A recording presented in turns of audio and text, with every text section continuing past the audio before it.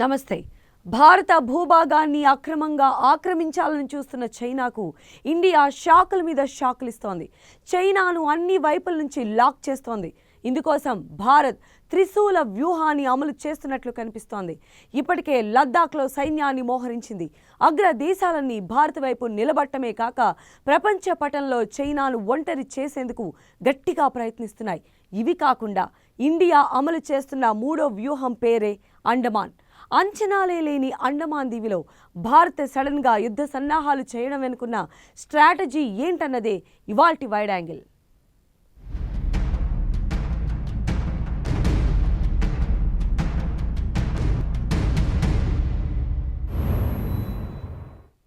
అటువైపు peoples liberation army, ఇటువైపు Indian army.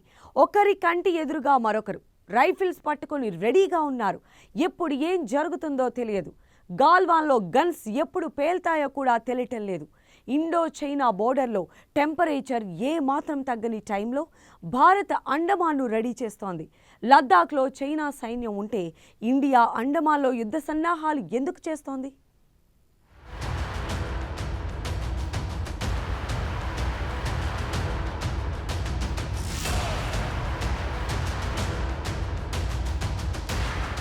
Galwan కూల్గానే ఉంది.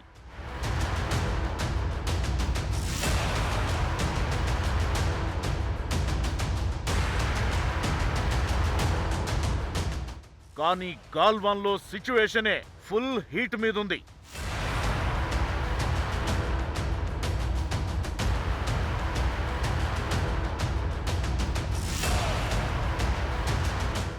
రెండు దేశాల మధ్య సరిహద్దు వివాదం తలెత్తినప్పుడు బోర్డర్లో ఎంత హీట్ ఉండాలో, ఎంత టెంపరేచర్ ఉండాలో ఇప్పుడు ఇండో చైనా సరిహద్దుల్లో కూడా అంతే ఉంది. కానీ వారాలు గడుస్తున్నా ఆ హీట్ తగ్గడం లేదు. ఎన్నిసార్లు ఆర్మీ ఉన్నతాధికారులు చర్చలు జరిపినా పరిస్థితుల్లో మార్పు లేదు. అటువైపు పీపుల్స్ లిబరేషన్ ఆర్మీ, ఇటువైపు ఇండియన్ ఆర్మీ బోర్డర్లో గట్టిగా నిలబడి ఉంది. సరిహద్దుల్లో నెలకొన్న ప్రతిష్టంభన ఎప్పటికి తొలగుతుందో అర్థం కాని పరిస్థితి నెలకొంది.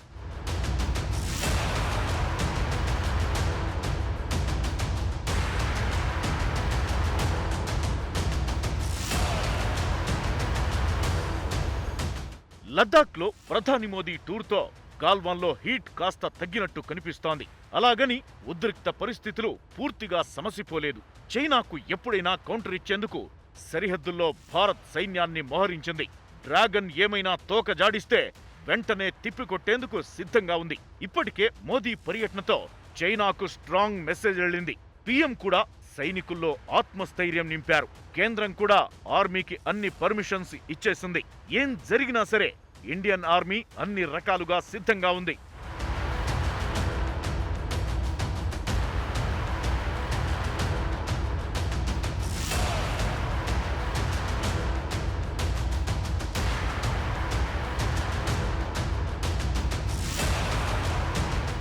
ఇప్పటికే సరిహద్దుల్లో సైన్యాన్ని మోహరించి సరిహద్దుల విషయంలో వెనక్కి తగ్గేది లేదనే మెసేజ్ చైనాకు పంపింది భారత్. ఇండియా మిత్ర దేశాలు, ప్రపంచంలోని అగ్రదేశాలు కూడా గాల్వాన్ ఇష్యూపై చైనా తీరును ఖండించాయి. అన్నీ ఇండియా వైపే నిలబడ్డాయి, భారత్కే సపోర్ట్ చేశాయి. అంతేకాదు ప్రపంచంలో డ్రాగన్ కంట్రీని ఒంటరిని చేసేందుకు అన్ని రకాలుగా ప్రయత్నిస్తున్నాయి. ఇప్పుడు వీటికి తోడు ఇండియా పన్నిన మూడో వ్యూహం పేరే అండమాన్. ఎస్, సరిహద్దుల్లో చైనాకు ధీటుగా సైన్యాన్ని మోహరించిన భారత్ ఇప్పుడు అండమాన్ దీవిపై ఫోకస్ పెట్టింది.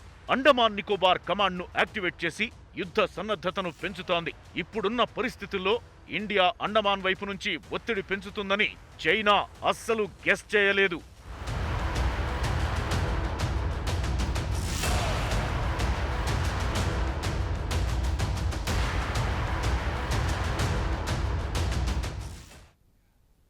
గాల్వాన్లో చైనా ఘర్షణకు అండమాన్ ఆన్సర్ చెబుతుందా? డ్రాగన్ను ఊపిరి సలపనివ్వద్దంటే అండమాన్ను యాక్టివేట్ చేస్తే సరిపోతుందా? హిందూ మహాసముద్రంలో చైనా ప్రాబల్యానికి నికోబార్ దీవులకు లింక్ ఏంటి ఉంది? ఈ క్వశ్చన్స్ అన్నిటికీ ఆన్సర్ ఉంది. ఇప్పుడు డ్రాగన్పై ఇండియా గురిపెట్టిన గన్ను పేరే అండమాన్. అదెలాగో చూడండి. అండమాన్కు తరలుతున్న భారీ నౌకలు, ఫైటర్ జెట్స్.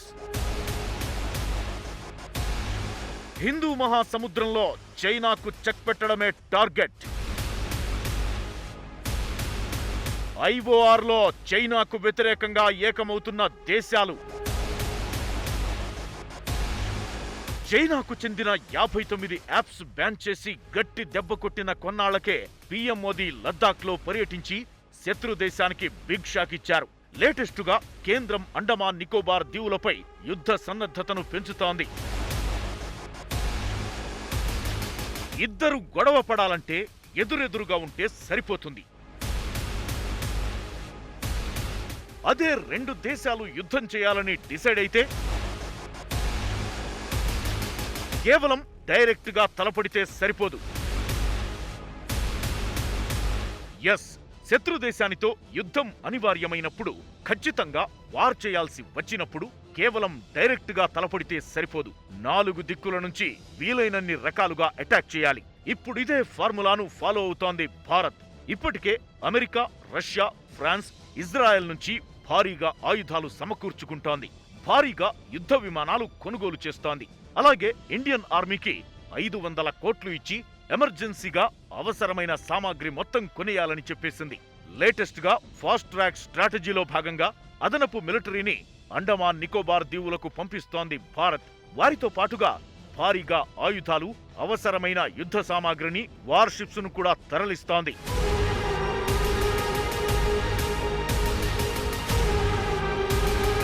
నిజానికి అండమాన్ను సరికొత్త యుద్ధతంత్రంగా మార్చాలనే ప్లాన్ ఇప్పటిదేం కాదు, చాలా రోజులుగా పెండింగ్ పడుతూ వస్తోంది. కానీ అండమాన్ నికోబార్ అవసరం ఇప్పుడొచ్చింది. చైనా తీరుతో ఇప్పుడు ఇదే ది బెస్ట్ ఆప్షన్ గా కనిపిస్తోంది. అందుకే అండమాన్ను అన్ని రకాలుగా యాక్టివేట్ చేయాలని డిసైడ్ అయింది డిఫెన్స్.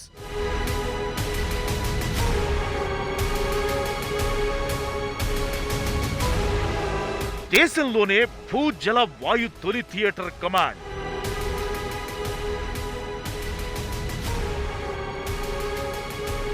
భూ సముద్ర వైమానిక దళాలు కలిసిన ఒకే ఒక కమాండర్.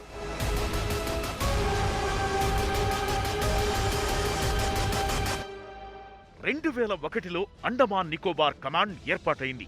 ఇప్పటికీ దీని పరిధిలోనే త్రివిధ దళాలు అక్కడ పనిచేస్తున్నాయి. కానీ పేరుకే ఏఎన్సీ అన్నట్లు తయారైంది.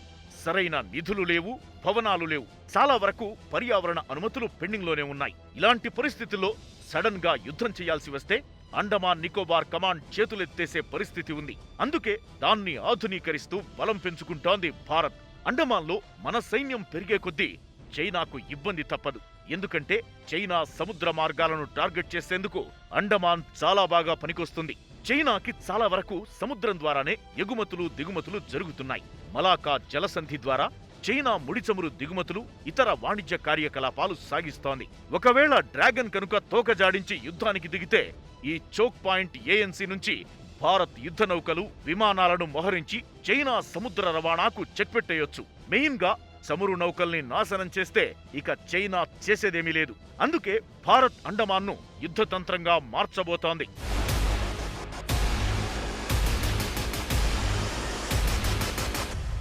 ఫాస్ట్ ట్రాక్ స్ట్రాటజీలో భాగంగా అండమాన్లో కేంద్రం వేగంగా చర్యలు చేపట్టింది. ఇప్పటికే చాలా వరకు పర్యావరణ అనుమతులు ఇచ్చేసింది. నార్త్ అండమాన్లోని షివీపూర్ దగ్గర ఐఎన్ఎస్ కోహాసా ఎయిర్ స్టేషన్ రన్వే విస్తరణకు భూ కేటాయింపులు, అనుమతులు కూడా ఈ మధ్య పూర్తయ్యాయి. సౌత్ అండమాన్ క్యాంబెల్ తీరం దగ్గర ఐఎన్ఎస్ బాజ్ను భారీ యుద్ధ విమానాల నిర్వహణకు అనుగుణంగా 10,000 అడుగుల మేర విస్తరించనున్నారు. త్వరలోనే మరిన్ని పర్మిషన్స్ కూడా పూర్తిగా ఇచ్చేస్తోంది. ఆయుధాల తరలింపుతో చైనాకు కూడా గట్టి షాక్ ఇవ్వబోతోంది. MiG-29 ఫైటర్ జెట్స్, హెలికాప్టర్లు, ట్రాన్స్పోర్ట్ ఎయిర్ క్రాఫ్ట్లు, మారిటైమ్ పెట్రోల్ ప్లేన్స్ తో పాటు ఇంకా చాలా ఆయుధ సామాగ్రిని అండమాన్కు తరలించాలని డిసైడ్ అయింది కేంద్రం.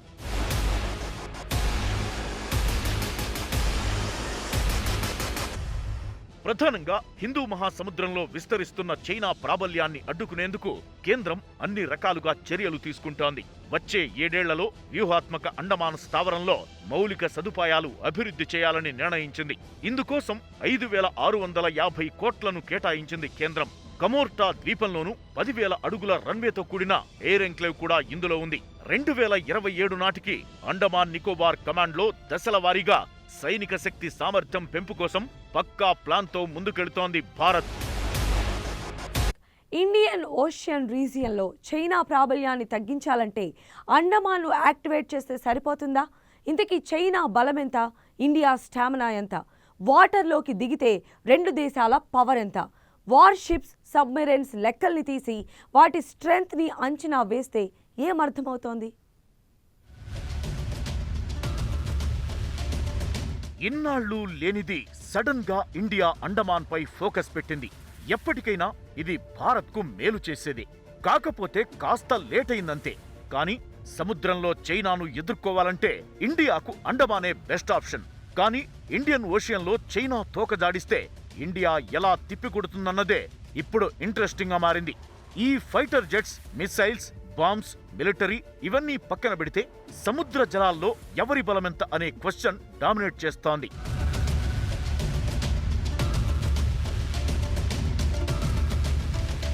గాల్లో ఎయిర్ ఫోర్స్ తో గట్టిగానే సమాధానం చెబుతాం.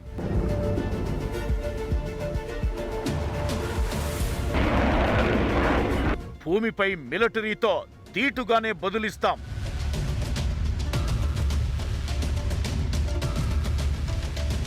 మరి సముద్ర జలాల్లో చైనాతో ఎంతవరకు ఎదుర్కోగలం?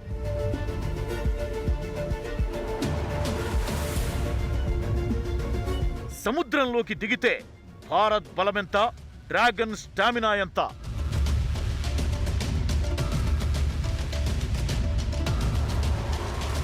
ఇప్పుడివే క్వశ్చన్స్ హాట్ టాపిక్ గా మారాయి. హిందూ మహాసముద్రంలో చైనాకు చెక్ పెట్టేందుకే అండమాన్ను 100% యాక్టివేట్ చేస్తోంది కేంద్రం. మరి సముద్ర జలాల్లో మన పట్టు ఎంతన్నదే ఇప్పుడు హాట్ టాపిక్. వార్ షిప్స్ ఎలాగూ ఉండేవే, వాటిని కాస్త పక్కన పెడితే సముద్రంలో సబ్మెరైన్లదే కీరోల్. ఒక్కసారి మన సబ్మెరైన్ల కౌంట్ను చైనాతో పోల్చి చూస్తే అర్థమవుతున్నదేంటి?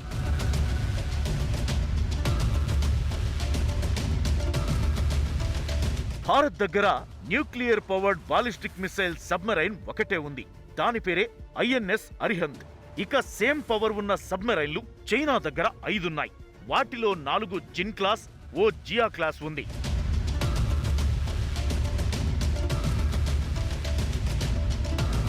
న్యూక్లియర్ అటాక్ సబ్మెరైన్లు ఇండియా దగ్గర ఒకటే ఉంది. దాని పేరే ఐఎన్ఎస్ చక్ర.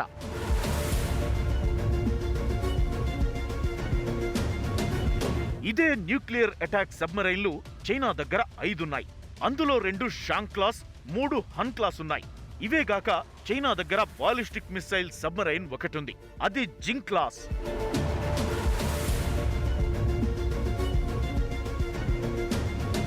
డిజిటల్ ఎలక్ట్రిక్ సబ్మెరైన్స్ విషయానికొస్తే భారత్ దగ్గర 13 ఉన్నాయి.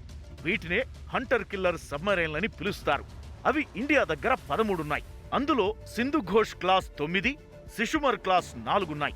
ఇక ఇవే హంటర్ కిల్లర్ సబ్మెరైన్లు చైనా దగ్గర 47 ఉన్నాయి.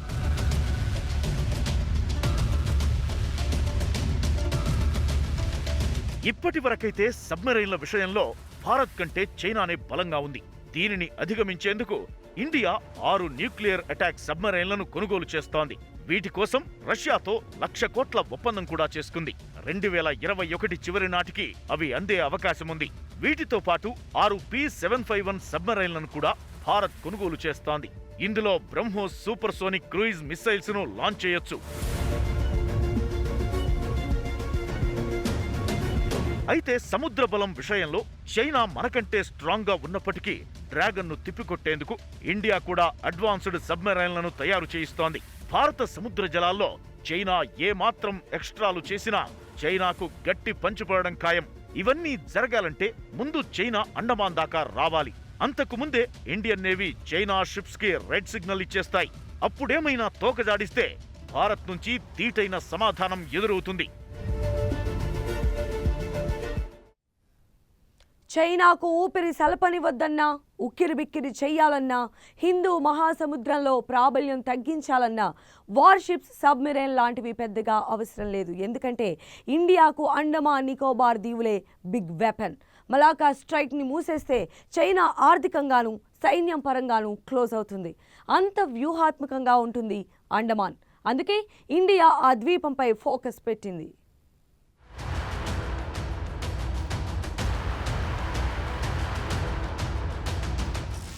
భారత్కు తూర్పు వైపున రక్షణ కవచమే అండమాన్.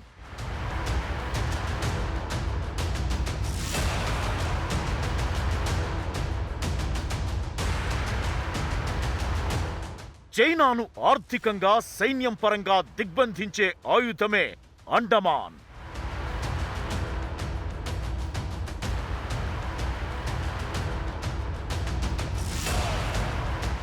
అవును, ఎంతసేపు అండమాన్ అనగానే దాన్నో టూరిస్టు ప్లేస్లా చూశామే తప్ప రక్షణ పరంగా, భద్రత పరంగా అదెంత వ్యూహాత్మక ప్రాంతమో ఎవరికీ పెద్దగా తెలియదు. సింపుల్గా చెప్పాలంటే తూర్పు దిశన భారత్కు రక్షణ కవచం లాంటిది అండమాన్ నికోబార్ దీవులు. చైనాను ఆర్థికంగానూ సైన్యం పరంగానూ దిగ్బంధించేందుకు ఇండియాకు పనికొచ్చే ఆయుధమే అండమాన్ నికోబార్ ఐలాండ్స్. అండమాన్ నికోబార్ దీవులు చాలా వ్యూహాత్మకంగా ఉంటాయి, పైగా చైనాకు నిరోధకంగానూ పనిచేస్తాయి.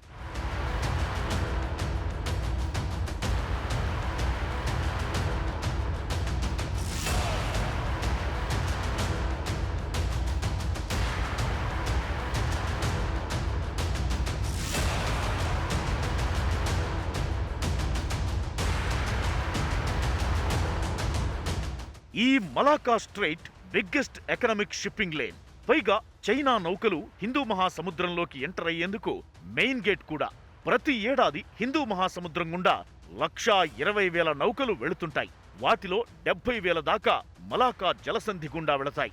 ఇందులో చైనాకు చెందిన నౌకలే ఎక్కువగా ఉంటాయి. దీనిని ఎక్కువగా ఇండోనేషియా, మలేషియా, సింగపూర్ కంట్రోల్ చేస్తుంటాయి. ఈ మూడింటిని దాటాక వచ్చేదే అండమాన్ నికోబార్ ఐలాండ్స్. సో ఈ మలాకా స్ట్రెయిట్ పాయింటే చైనాకు చెక్ పాయింట్. మలాకా జలసంధిపై ఆధిపత్యం సాధించేలా అండమాన్ నికోబార్ దీవులు ఉనికిని సాధించాయి. ఇక్కడ గనక చైనా నౌకలను ఇండియన్ నేవీ అడ్డుకుంటే డ్రాగన్ పని అంతే సంగతులు.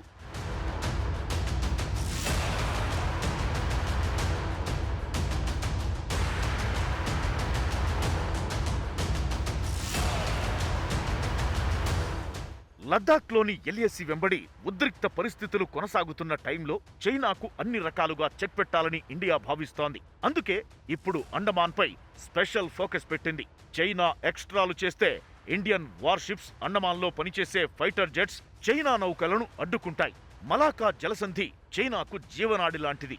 ఇప్పుడు గనక చైనా తలతిక్క వేషాలిస్తే భారత్ తన మిత్ర దేశాలతో కలిసి చైనా నౌకలు హిందూ మహాసముద్రంలో ఎంటర్ అవ్వకుండా గేట్లు మూసేసే ఛాన్స్ ఉంది. ఇండియాకు మద్దతుగా అమెరికా కూడా షిప్పింగ్ లేన్ను క్లోజ్ చేస్తే చైనా పని అయిపోయినట్లే. అందుకే చైనా లక్షల కోట్లు ఖర్చు పెట్టి ల్యాండ్ రూట్ కోసం China Pakistan economic corridor open చేయాలని చూస్తోంది. కానీ అది ఎల్ఓసి గుండా వెళుతోంది. అక్కడ ఇండియా పాకిస్తాన్కు మధ్య సరిహద్దు వివాదాలున్నాయి.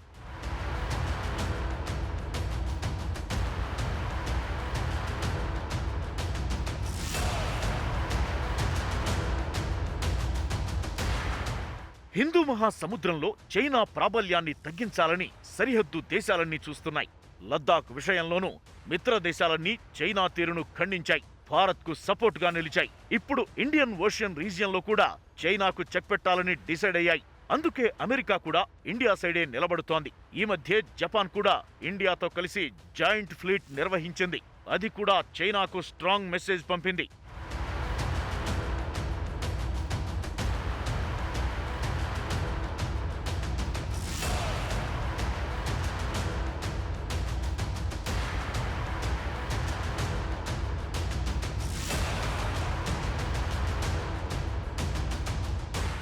ఇప్పుడున్న పరిస్థితుల్లో లద్దాఖ్లో డ్రాగన్ తోకజాడిస్తే అక్కడి ఆన్సర్ అక్కడే ఉంటుంది. దాంతోపాటు మలాకా స్ట్రెయిట్లో అండమాన్ రూపంలో మరో దెబ్బ పడుతుంది. ప్రపంచంలోని అగ్రదేశాలన్నీ కూడా ఈ విషయంలో ఇండియాకే సపోర్టుగా నిలుస్తున్నాయి. అందుకే భారత రక్షణ భద్రత విషయంలో వ్యూహాత్మకంగా ఉన్న అండమాన్ని కేంద్రం అన్ని రకాలుగా పటిష్టంగా తయారు చేస్తోంది. చైనాకు చెక్ పెట్టేందుకు ఇక్కడుండే త్రివిధ దళాలకు అన్ని వనరులు సమకూరుస్తోంది. ఏ మాత్రం తేడాలొచ్చినా ఇండియా మలాకా జలసంధిలో చైనా నౌకల రాకపోకలను టైట్ చేస్తుంది. దీంతో డ్రాగన్ ఉక్కిరిబిక్కిరైపోవడం ఖాయమని నిపుణులు చెబుతున్నారు.